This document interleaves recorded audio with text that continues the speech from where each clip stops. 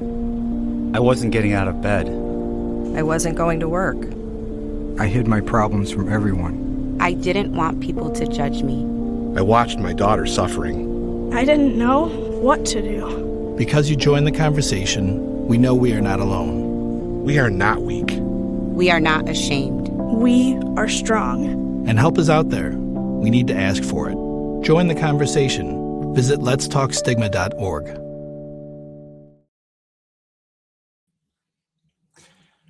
Hello and good afternoon. I'm Frank Cammarata, Executive Director of the Erie County Office for People with Disabilities and board member of the Erie County Anti-Stigma Coalition. On behalf of the coalition, we welcome all of our viewers and listeners today as we provide an opportunity to meet with experts in the field of autism spectrum disorder and discuss the timely concerns.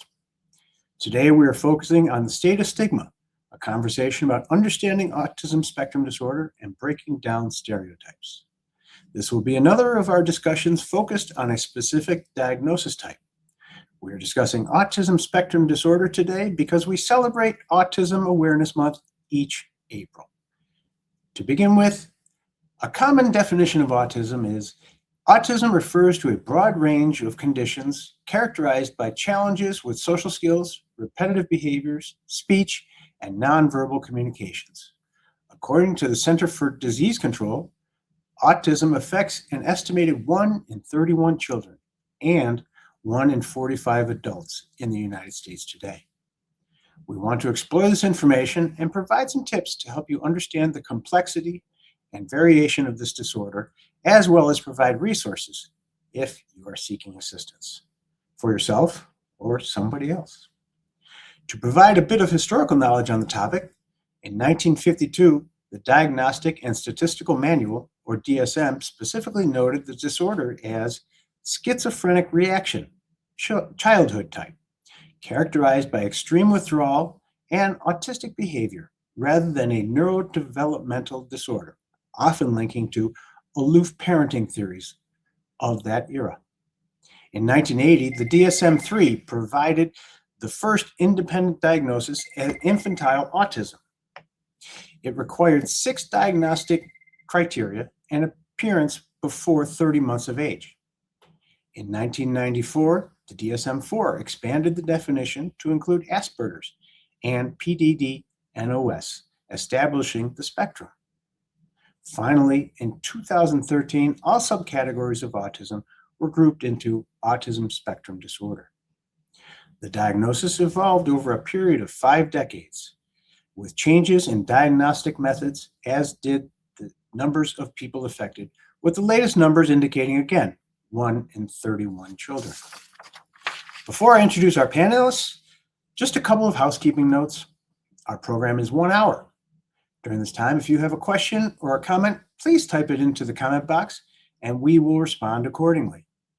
Your questions and input often lead to very informative dialogue, so please don't be shy. There's no such thing as a silly question, and we're all here to learn today. Now it gives me great pleasure to introduce our panelists. First up, Mason Auld. Mason Auld is a news producer with WSYR News Channel 9 and a freelance reporter with an interest in covering disability access issues on the side. He graduated from Arizona State University's Walter Cronkite School of Journalism in May 2025. Previously worked at Buffalo Toronto Public Media Disability Desk as a freelance reporter in 2024. Mason should be joining us anytime now. Next up, Dr. David Herring. David is a neurodivergent and proud parent of a beautiful autistic ADHDer, also known as AUDHD, named Maximus. David enjoys teaching the eager minds of tomorrow part-time at the Erie Community College and has spent the last few years reimagining work that is compatible with his neurological differences. As a board member of the Neurodiversity Network of Western New York and Voice Buffalo, David looks forward to complementing his community engagement by beginning his studies in nonprofit-focused public administration this fall at Buffalo State University. Welcome, David. Hey, good to be with you. And next up, Dr. Amy Jablonski. Dr. Jablonski has served as president of the Summit Center since January 2024. Dr. Jablonski is a licensed psychologist and licensed behavior analyst in New York State, specializing in the diagnosis and treatment of young children with autism and developmental disabilities. She earned her Psy.D in clinical psychology from the Georgia School of Professional Psychology. Welcome, Dr. Jablonski. Thank you for having me. And so welcome to everybody, and thank you again for joining us today. I provided a brief history. And as we begin our conversation today, David, how would you define autism? And what are some signs someone could be autistic? When I think about autism, I think, there are different lenses. I think, on the one hand, you have a medical lens, as you kind of touched on in your opening, kind of some of the common areas that autistic persons might find a little bit more challenging.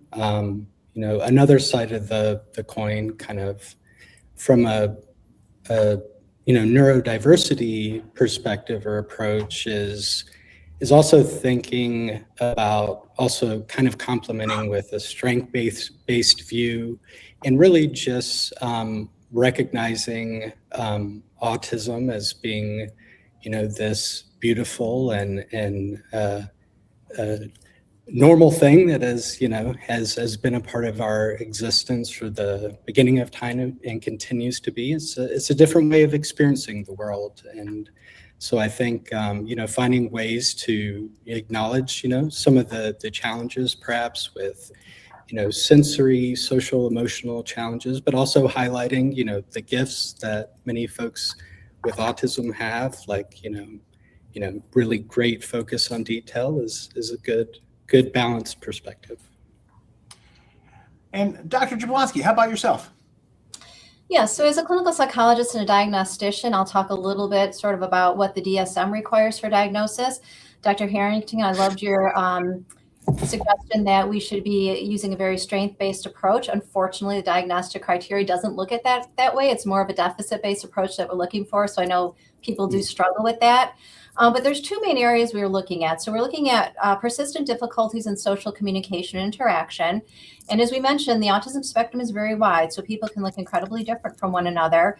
But you may have people who are really not using speech to communicate their wants and needs, or maybe not having any clear way to communicate their wants and needs, versus other people who are very fluent, have excellent language skills, but they may struggle to hold a conversation. You may have individuals who seem to really want to be by themselves. They seem to almost actively avoid social interaction. And you may have others that are very interested in having friends, but really struggle to maintain friendships. There's also tends to be difficulties within nonverbal communication. So things like eye contact, facial expression, personal boundaries, they tend to not be displayed in the way that most of society considers to be socially appropriate. And then the second big area is restricted or repetitive patterns of behavior and interest or activities.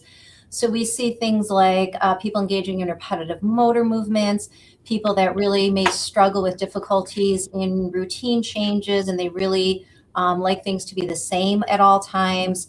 You may find people with very restricted fixed interest. For example, I work primarily with young children, but if we have an entire room full of toys, we may have children that only will play with the purple toys. They will collect and gather and only focus on those because that's where they're focused. And then often we see sensory involvement where people are either overreactive or seem to be underreactive to sensory stimuli. And all of those conditions and symptoms have to be present before the age of 3. It is considered a neurodevelopmental condition. It starts in early life. It can't be explained by any other factors, like maybe if you grew up in an orphanage and you had no social contact and no language models, that wouldn't be autism, that would be other factors. And I think what's really critical is that those symptoms must cause clinical impairment in social, occupational, or other areas of functioning. So you could have an individual who has many autism traits and really identifies with autism as their identity, but they may not have a clinical disorder because those symptoms are not causing them impairment. So yeah, the spectrum is incredibly wide, and there's a lot of things that we have to look for.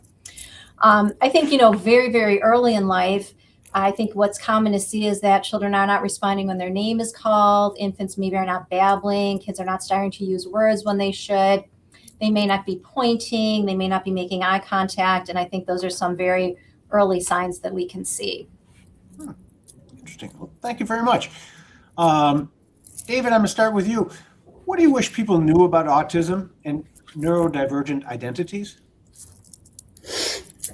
Well, I mean, I think since the late 90s, when the term neurodivergent came to be, I think, there's certainly are identities that were kind of sparked by folks in the autistic community in the late 90s, predominantly a group of folks in Australia. And I mean, I think like with other ways we identify with things, I mean, they're very complicated. Depending on when people come to understand, some people can be diagnosed late. Some people fly under the radar, for example. So, I mean, these are identities. These last couple decades since the term neurodivergent, and we've started to really kind of refine the way we think about autism. It's really encouraged us to expand our horizons. The first time I ever thought about autism was probably when I heard about the movie Rain Man. And so for a long time, I always thought of someone who had very high support needs. But, nowadays, and with changes, like you noted with the DSM, and I think an important thing to consider is that, while there are, as was just outlined, specific criteria that are part of the Diagnostic and Statistical Manual. I mean, there are many shades of autism. As was noted, some people might reach the level to where it's considered a condition or a disorder. Some folks might be slightly subclinical. They still kind of identify with some of those characteristics. And there's a lot of way it's come to be that people identify. And so I think just being curious, I think a good starting point, like if you watch the show Love on the Spectrum and you see all the beautiful presentations of, folks with different, need levels on that show, I think that gives you a really good look at, the many ways people can be autistic. All right.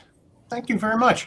And Dr. Jablonski, how about yourself? What do you wish people knew about autism and neurodivergent identities?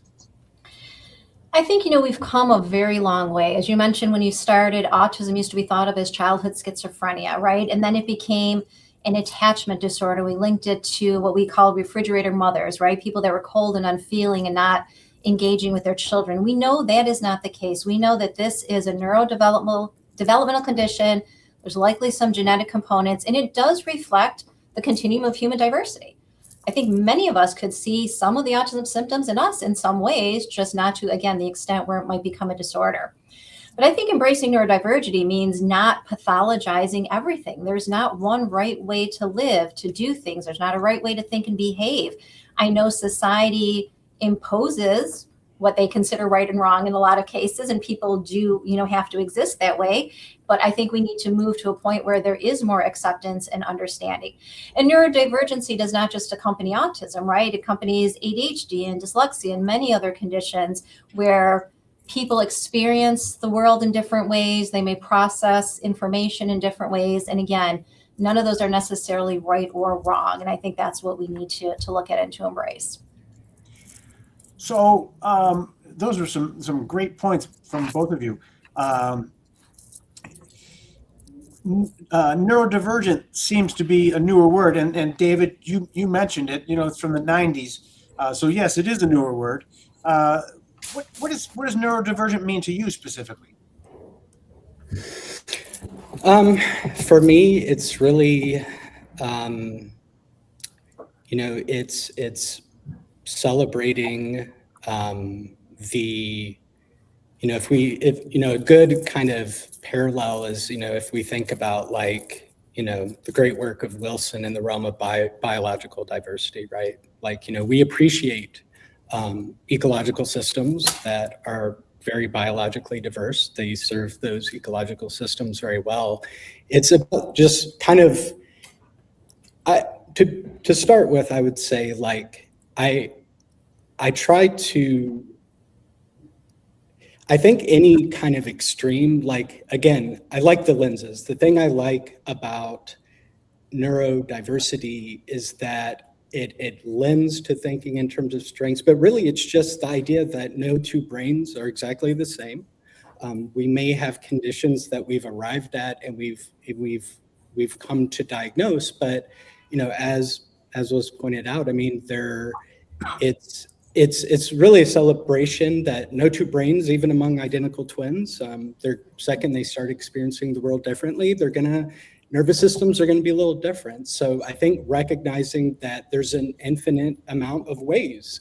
We might all have the same stuff, like we all have a prefrontal cortex, we all have, a brain stem keeping our body going, but there is just so much variability. And so I think this term came to be, really because there were some people, it started off in the autistic community, but like, was pointed out, it's really come to also capture like the cousin neurodevelopmental conditions. So ADHD, Tourette's, dysgraphia, dyscalculia, conditions that are thought to be present at birth or be noticeable, very shortly thereafter in the first couple years. And so for me, it's just a way to really celebrate and be curious about all of the many ways, we can have, these really interesting nervous systems that come in so many beautiful shades. But I think it's a term that started with autism and then kind of expanded. And I think it was sparked because there were some people in the autistic community that maybe had a lower set of needs that, they wanted to elevate their voices because they didn't necessarily think that the way a lot of people thought about autism necessarily maybe was how they experienced it. And they also wanted to have some agency in the discussion. A real focus on the term spectrum, huh? Yeah. So, Mason, thank you for joining us. Great to have you here. Sorry about the tech mishaps. Oh, good. No, all good. And I know how busy you are because you're a producer in the news world, and that's ever changing. But still wanted to make it. I'm going to throw you in real fast here. Both David and Amy have answered this question. Neurodiversity seems to be a newer word being used. What does neurodiversity mean to you? Yeah, I feel like the umbrella surrounding neurodiversity has only been increasing in terms of like what defines it in the last couple of years, especially. I think in the past, maybe it was categorized like when you said you were neurodivergent, a lot of people just assumed it was either autism or ADHD. And now it's just this whole spectrum. Some people classify like different mental illnesses under it. Some people don't. And it's just it's a very broad term now. But I guess to me personally, it's a general, I could say like different way. It's like to me, it's like a lens of like just processing the world around you in a way that's not typical, I would say, in a way that like it's like unexpected, that I think makes a lot of the general maybe public or society and those standards go like, whoa, this person shouldn't be learning things this way. What do we do about this now? Even though like obviously it's not our fault that we grew up that like we have those different styles of learning, and it's like it's an asset in a lot of ways. I think that's what it means to me, is it's a different lens of seeing the world and learning how to navigate that. Okay. All right, great. Just real fast, again, talking about what the term neurodivergent, are there other terms that we should understand in the autism spectrum disorder world? Absolutely. I know we were discussing this earlier this week, and I think those support needs, like those new terms like regarding support needs, are incredibly important to know, especially as we do have different diagnostic criterias for things like autism spectrum disorder now. Like people used to say, like, you either have Asperger's or you're autistic or you have autism, whichever you prefer. But now that we see the diagnostics for autism differently and Asperger's is no longer, of course, a part of that, we also have to be careful, I think, on how we describe like those diagnostic criterias. Like, for example, a lot of people will say high functioning versus low functioning. But I mean, when you say it out loud, like you can see how that term might not sound like appropriate.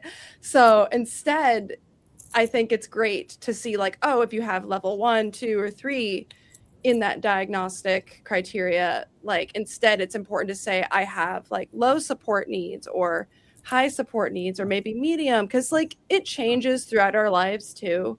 Like, for example, I was diagnosed with level 1 autism, but that my support needs could still go up. Like I could still like need more like support, maybe level 2 support at some point. And like, yeah, I think it's just important to word things like carefully around that now that those things have changed.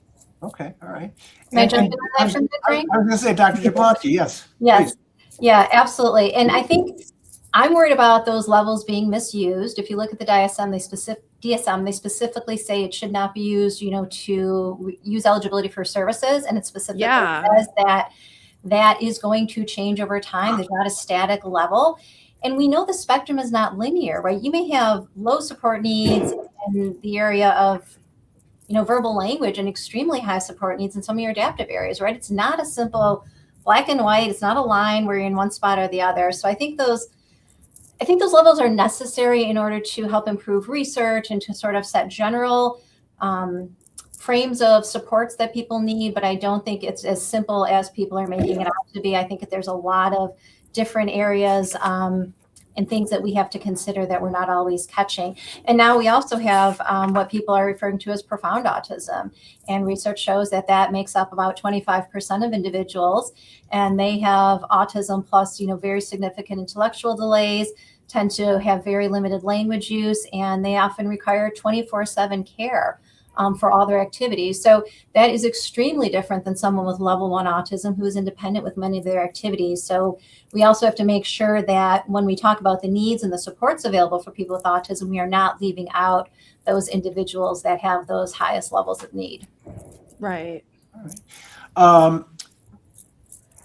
Dr. Jablonski, I'm going to continue with you. What are some common myths or misconceptions of autism spectrum disorder? And everyone's going to be able to answer this, but I want to start with you first. Yeah, I think we talked about this a little bit. First of all, it's not a disease, right? It's just a developmental disorder. It's changes in how people interact with their environment and how their minds work. We know it's not an epidemic that has to be fixed. We hear that a lot lately, but there has been an increased prevalence, but we don't know if there truly is more autism or if it is primarily related to better awareness, better access to diagnosticians, better tools. And as you mentioned, the change in criteria has changed substantially over time. There has always been autism, but people who we now consider to have very minimal support needs probably would have never been picked up, in the 1940s and 50s. So I think that's part of the reason there's been an increase, but we know it's not an epidemic.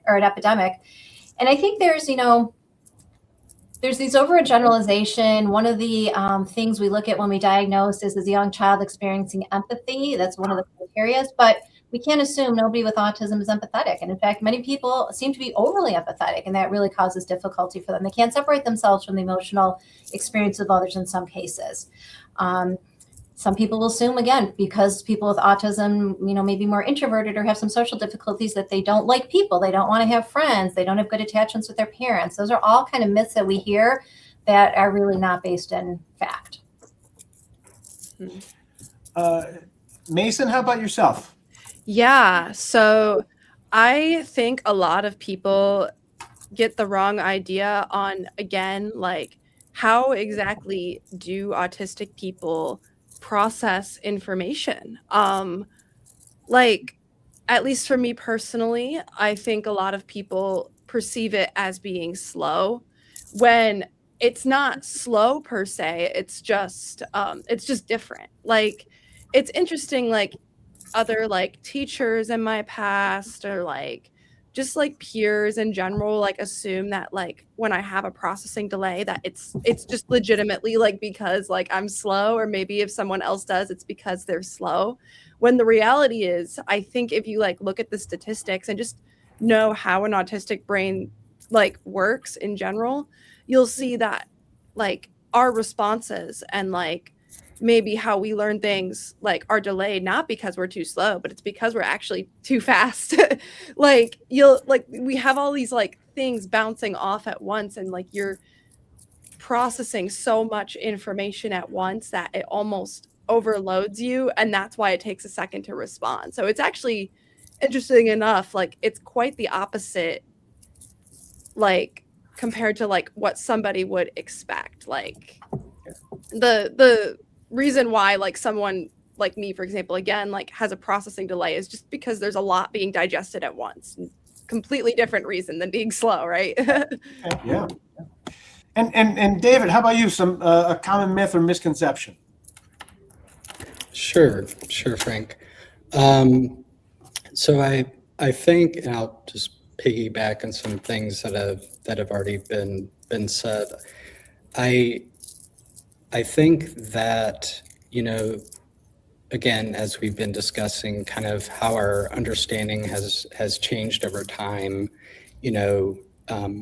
maybe hearing someone, reference another person like, oh, well, that person doesn't look autistic. Well, it's like, well, what does look autistic mean exactly? Are you thinking in terms of like, having, maybe higher needs where it might be clear that there are more communication, difficulties? Like what does that mean exactly? Because as we're discussing, I mean, I know plenty of folks. I mean, it's not as though like all autistic folks are like, androids like Data from Star Trek: The Next Generation, right? Like autistic people are capable of smiling. Autistic folks can have relationships. Interacting with other carbon units is quite challenging sometimes, but it doesn't mean like autistic people are asocial and they don't enjoy it. Many autistic folks do. It's just, they communicate and it's hard to read between the lines. So when I hear people say things like, oh, well, so-and-so doesn't look autistic, I'm thinking like, well, I mean, our understanding has, changed over time. Like you really have to challenge like sure, there are known things that, make up the DSM criteria. Sure, there are things that we know are tied to it, but not everyone who has autism, expresses autism. I might, like to stand and rock in a room more than someone else, or, my son loves to rock when we're at church. I mean, there's just so many expressions. So I guess I just, want to invite people to just kind of, challenge the assumptions they have about what they think autism should look like. Exactly. And David, thank you very much for bringing up the point about, the visible versus invisible disability. There are a lot of, disabilities out there in our, people with disabilities in our community who, as we're walking around in our community, as we're driving around, you don't realize that that person may have a disability, and certainly autism spectrum disorder is certainly one of those. If anyone is just joining us, I'm Frank Cammarata from the Erie County Anti-Stigma Coalition, and I'm joined by Mason Auld, Dr. David Herring of the Neurodiversity Network of Western New York, and Dr. Amy Jablonski, president of the Summit Center. Today we are discussing the state of stigma and understanding autism and breaking down stereotypes. Everyone joining us, please do take a minute and check out our website, letstalkstigma.org, and maybe join nearly 4,000 others in taking the pledge to end stigma. Also, if you're connected with a business organization, or faith community, you can become an organizational member of the Anti-Stigma Coalition. We'd love to have you.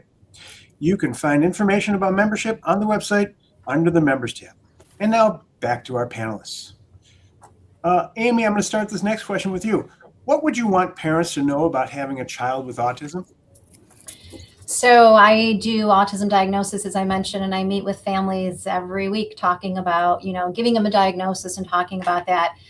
Obviously, we want them to continue to love their child. And what I say to every parent is the child that you have today with this diagnosis is no different than the child you had yesterday and all the days before. It's the same exact person. We're simply giving a label to help you identify where some needs might be.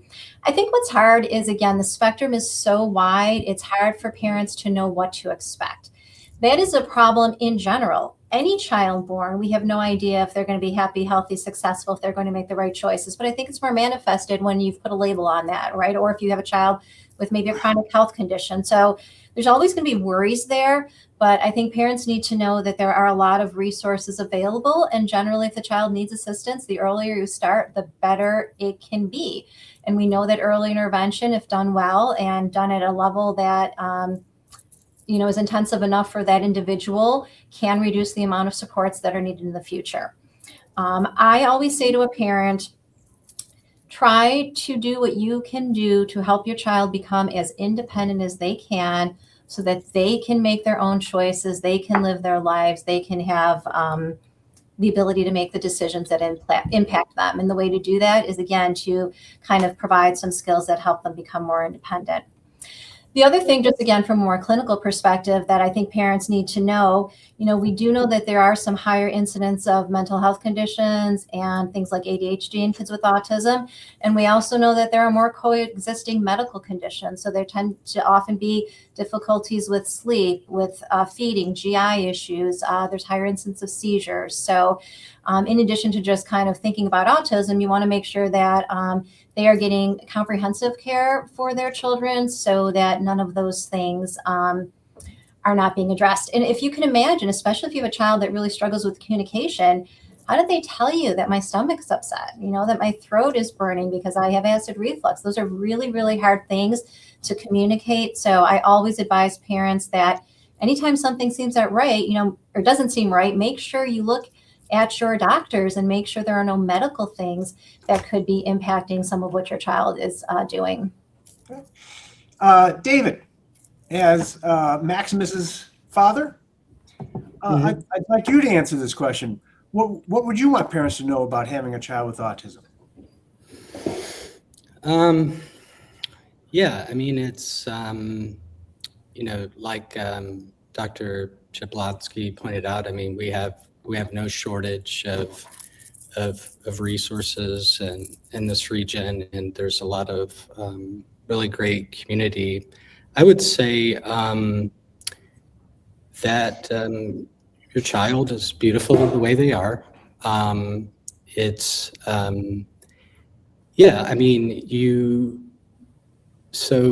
think sometimes too, you also might have neurodivergent parents, raising neurodivergent. In this case, our discussions focus on autism. I would say, especially speaking to maybe also neurodivergent parents themselves, is like, remind yourself to engage in self-compassion. I think all parents across the board, whether they're neurotypical or neurodivergent, Max is just an amazingly beautiful gift. I love, our awesome interests and things that we get into. And I think, again, particularly if you are a neurodivergent parent, it's hard enough being a neurotypical parent. It's a truism, right? I don't have to explain to viewers that raising any child is not like, this is not a walk. It's an arduous task no matter what sort of child. But I guess what I'm trying to express is like, if you have neurological differences as well, it's very tempting to routinely make yourself to be your own punching bag. And it's okay, like, For example, I just needed more breaks sometimes. My daughter, as Meemaw would say from Georgia, bless her heart, she has a healthy pair of lungs, and that usually sends me either to the bathroom or the basement for extended periods of time. So, but there are going to be some challenges, but find community, find positive, productive community. There's a lot of misinformation out there. And I understand if you're feeling anxious and you're feeling overwhelmed, you're like, where do I turn? Do I start, going off all this stuff on social media? Find community of folks you trust. Find providers that you feel very comfortable with, who know, a lot of the science and things that can equip you well, and just find a good sense of community. And were you going to say something, Frank? So I was going to say, you've touched on the misinformation thing. We're going to get to that in just a minute. Yeah. I appreciate that. Sure. But Dr. Jablonski and David, specific resources available. And we have a question from somebody here. Some advice for parents of very young children to get prepared for school. But let's just quick resources. And I know Mike Telesco is putting some resources at the bottom, but if you could say them out loud, that may be some help. If you want, I can kind of walk through sort of by age what's available for children if we think the viewers would enjoy that. We already talked about early intervention, I think, is key and critical. So any child under the age of 3 could qualify for early intervention. And what you can do, there are services like speech therapy, occupational therapy, physical therapy, special instruction services. Those can all be layered on top of each other to provide an intensive, individualized service package. And I think that's the key with all the services. They need to be individualized and targeted to the needs of the individual receiving them. Once a child turns 3, the family should work with their school district and, if necessary, develop an individualized education program or an IEP. And that will allow you to, again, select resources that will help your child become successful in the least restrictive environment. And schools are mandated to try to provide services in a general education setting to the extent possible, and then provide additional supports if that is not being successful. There are also Medicaid waiver services through the Office of People with Developmental Disabilities, and some people that have some higher support needs might qualify for those programs. And they can essentially provide wraparound services in the home and community related to things that often aren't necessarily addressed within the educational system. They can also provide care coordination to families, which care coordinators can really help families navigate this really complicated service system and all the transitions that people have to go through. As I mentioned, a lot of people with autism have co-occurring mental health disorders, so they can certainly benefit from, traditional outpatient psychotherapy services in many cases. And then individuals that are really struggling in particular areas could benefit from targeted behavioral interventions. Oftentimes that can be approved through insurance companies. And again, if you have significant difficulties with feeding or toileting or some self-help skills, that is something that can be looked at. And then there are definitely job training and vocational services available for adults, supportive employment services.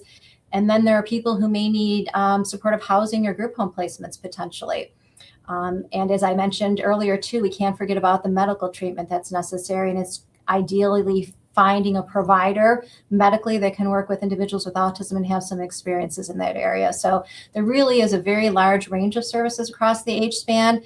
And again, they all really should be individually targeted to the individual. David, you want to add anything? I think the panel that was put together this past November through Buffalo, Toronto Public Media, through Erie County. I think there's a really great job, like a lot of general and various resources on erie.gov/health/understanding-autism. I would also say, the Autism Self-Advocacy Network is, this would be kind of more at the adult kind of as maybe autistic folks, if they're interested in learning more about self-advocacy.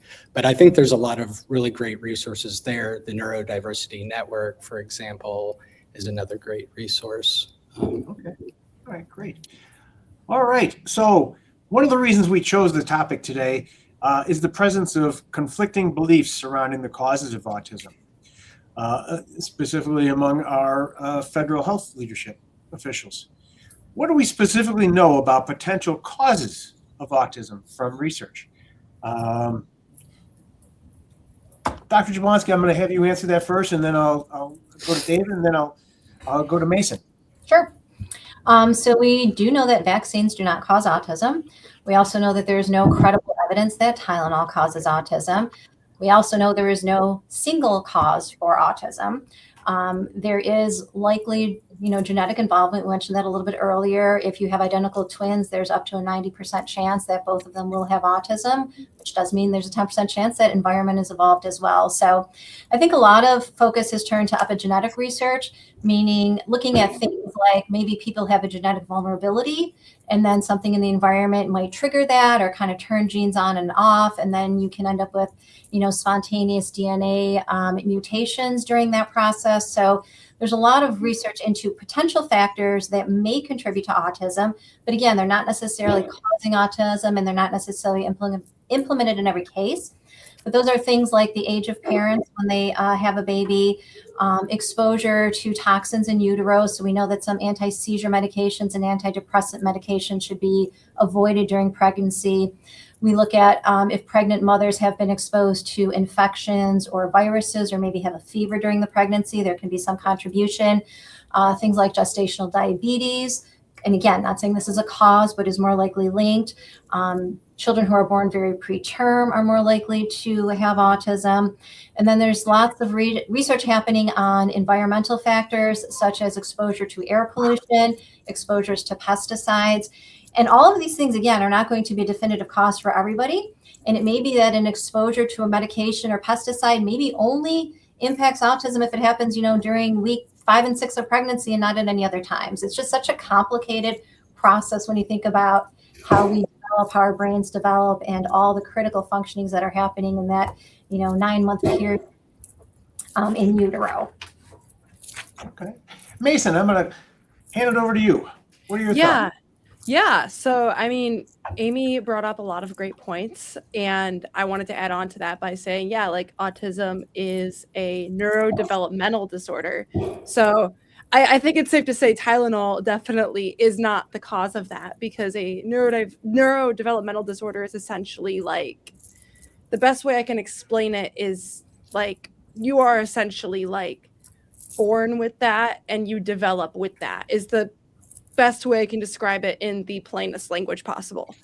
So when you think about it and put it that way, like if you are born with this, like there is no way like Tylenol, for example, you could just ingest that and then like become autistic. It's not like having a mental illness, for example, or a mental disorder where you develop that over time due to like trauma or due to being like exposed to something traumatic maybe, or just for other factors. It's not an environmental cause. Like with ADHD too, like it's neurodevelopmental. It's developing with you as you were like born. Like, and then I wanted to bring up another point, but again, with ADHD too, it did fly over my head.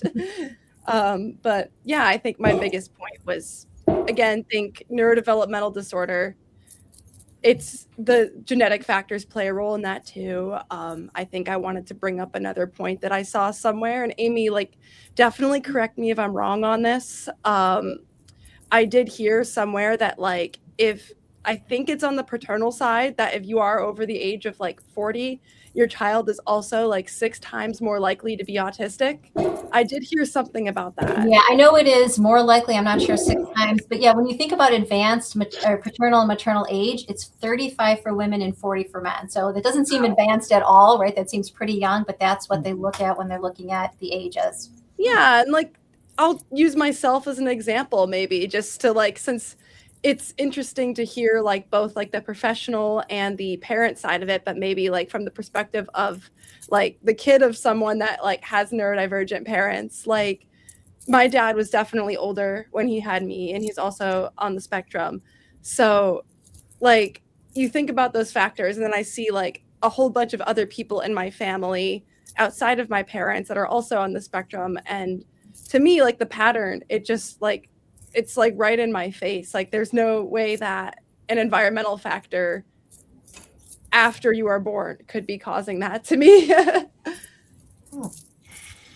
David, do you have anything you'd like to add? So when I teach the Eager Minds of Tomorrow Intro to Psychology, I have one cardinal rule, and it's any monocausal, so any one explanation to explain how we think, feel, behave, exist in this world is not just wrong, it's dead wrong. Like, we are not single cell organisms in a petri dish. We have these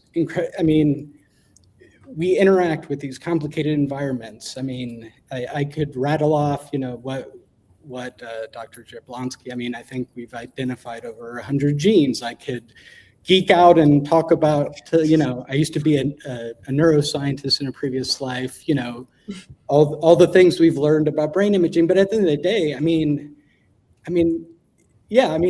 think it's a worthy pursuit to understand, but I'm less interested in the why, and I'm more interested in the how, as in like, how can we imagine and how can we create more supportive worlds for autistic persons? And I'm less, there are tons of reasons people are autistic that have been articulated in greater detail. I'm more interested in the how do we support them. So let's go there next with the supportive world. Both David and Mason, you are employed. Mason, you are a TV producer. David, you are a college professor. How does autism relate in the current workplace environment? Mason, I'll start with you. Yeah, it definitely, there is a lot that I think we have made progress with, depending honestly on like what US state you live in even. But there's also a lot that needs to be done.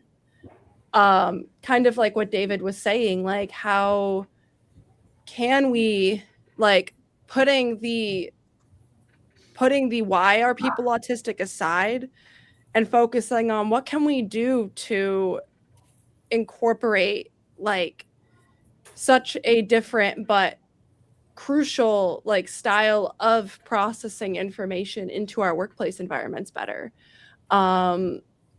Like for me as a reporter, for instance, like I think there's a lot that I always have to think about more in advance for myself, like before applying for a job, before like interviewing for a job, before I come into work every day. Like I know for a fact, like there's things that like I'll have to overthink in my head as like a list that I don't feel like a neurotypical person has to overthink when they clock into work. Like I have to make these lists. I have to like communicate to a more extensive level, like just to get by, and to just like make sure that I'm on top of things. Like, and that's just an example of like maybe how autistic people work like 10 times harder than a neurotypical might. And then on top of that, let me say, there's also the fact that like you have to almost like, it's like a constant trial and error, honestly, too, like on learning how to find like the best style of work for you so that you don't burn out and so that you like can just keep doing what you enjoy and like thrive instead of survive. Like I think that's a huge thing, a huge lesson on both like the like executive side of things in a workplace, like maybe like between your boss and you, and then like you as an individual, I think is learning how to thrive in a workplace versus survive. It's like a constant learning process. I have more thoughts, but I'm still like digesting and trying to like remember what I was saying. Those are very interesting thoughts, honestly. David, how about yourself with regard to the employment piece?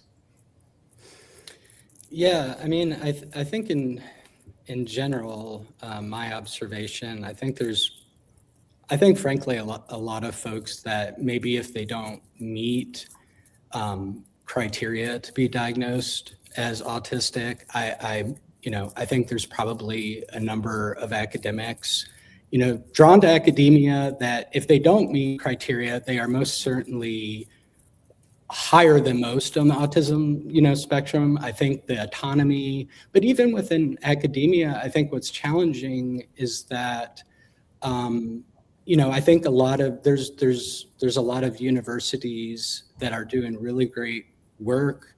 I think in this region for, students with autism, I'm thinking of like, Damon, Villa Maria, for instance, but I still feel like, there is a lot, and this doesn't just apply to academia. I want to broaden it to a number of other workplaces, when in the current state of affairs, there is a lot of reason for people not to disclose in the workplace. Mm-hmm. And I think that, I look forward to the days where, say, like we give interviewing accommodations for autistic persons who maybe don't mask as well, and they just can't get their foot through the door. But I think even those who do get their foot through the door in the workplace, there's still so many problems. I need people to just tell me things directly. And I'm now at a point in my life where I'm comfortable, but I do not read between the lines well. I do not decode well. And so I think if we can imagine a workplace where people who are autistic don't have to worry so much about self-disclosing, I mean, how much would the workplace profit by helping folks be comfortable to say, like, you're going to have to decode that for me because I don't know what your expectations are for me right now. So those are some of my general thoughts in the workplace. Okay, all right, very good. Dr. Jablonski, I'm going to start the next question with you.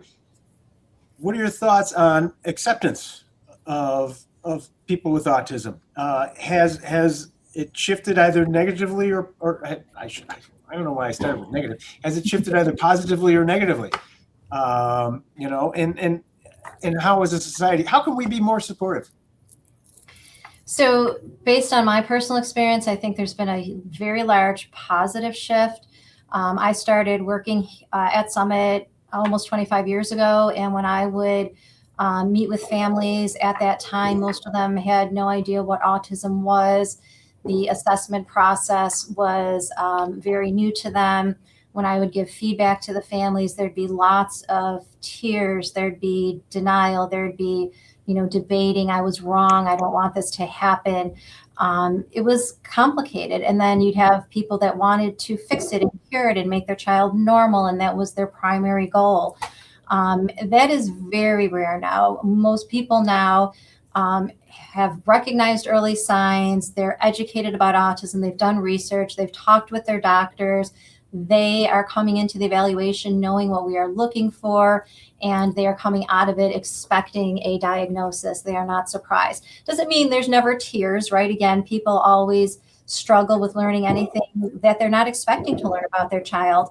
But again, it's very rare to have those negative reactions, and most families are really just looking to, okay, now I know what this is. Let's identify a step forward so I can help my child be a happy, independent, and successful person and have a wonderful life. So I think that's been a very positive.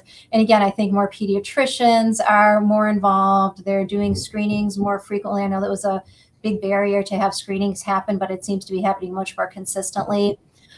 So that is definitely positive.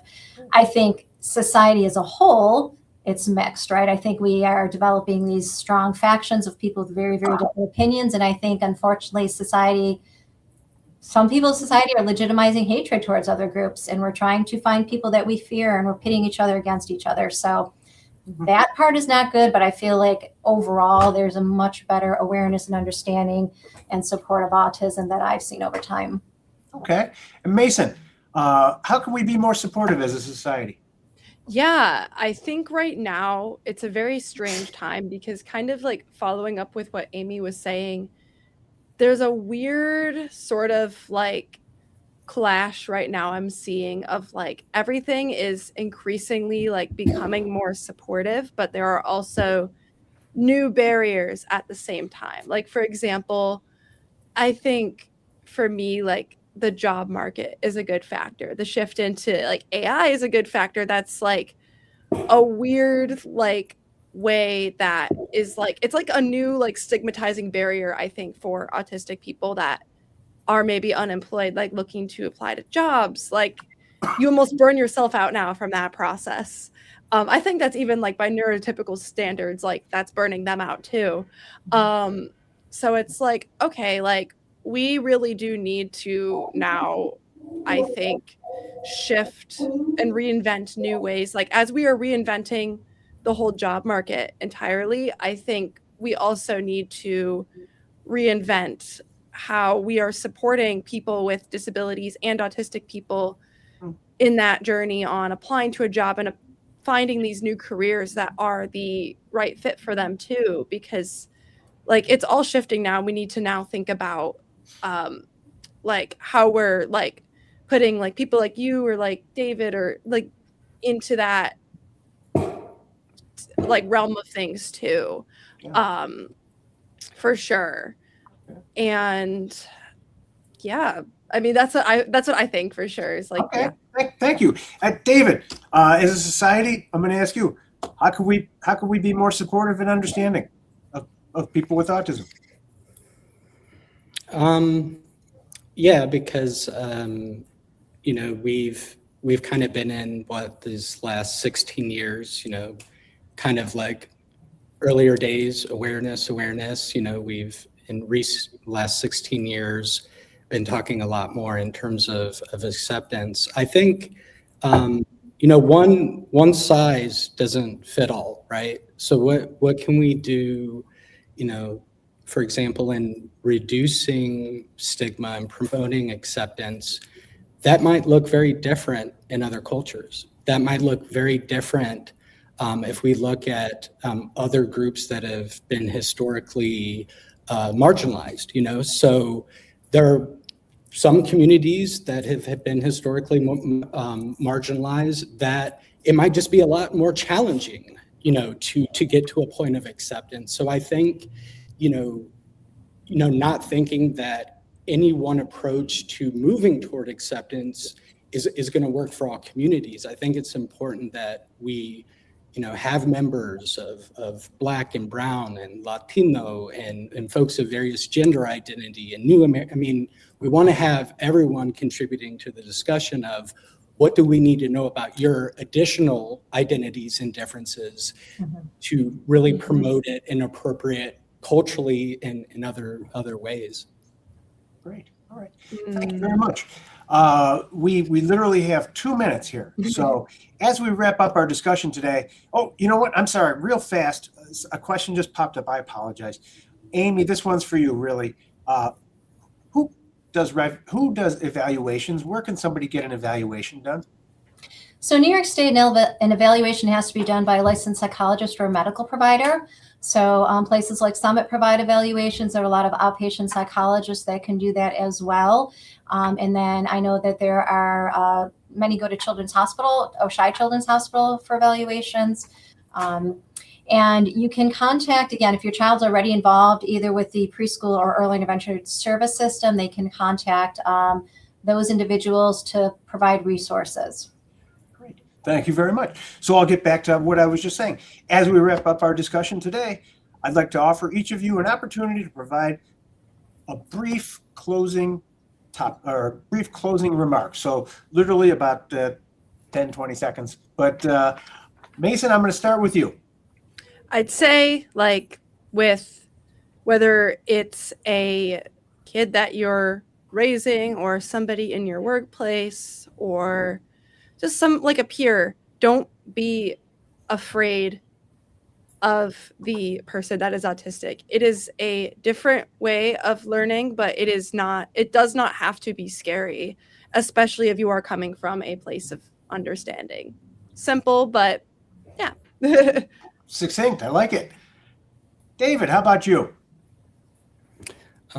Yeah, let us always remember our emerging speaking and non-speaking autistic friends in our community. I think, we have a tendency to think about this a lot in terms of speaking autistic persons, but there's a higher proportion than most would guess. So I'd encourage folks, start learning about what an AAC device is.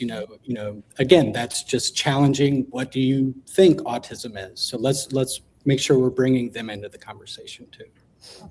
Thank you, David. And Dr. Jablonski, I'm going to give you the last word here. Again, as we talked about, I think just recognizing everyone is different. Everyone has different strengths. Everyone has different needs of support. And we should try to provide everyone what they need in order to be happy, healthy, and independent. And again, make sure we don't forget about those individuals that need high levels of support, that are struggling and suffering many days. We want to make sure we improve the quality of lives as much as we can for autistic individuals when that's necessary. Wonderful. Well, thank you so much to all my panelists, the three panelists, I should say, Mason Auld, Dr. David Herring, and Dr. Amy Jablonski. I'd also like to thank everyone behind the scenes, Mike Telesco from Telesco Creative Group for his creative and technical support, and Karen Karaszewski from KKPR Buffalo for their production support as well. So on behalf of the Erie County Anti-Stigma Coalition, until next time, I'm Frank Cammarata. Join the conversation and let's end stigma. Good luck on your wellness journey. Thank you, everyone. Thank you. Thanks, Frank.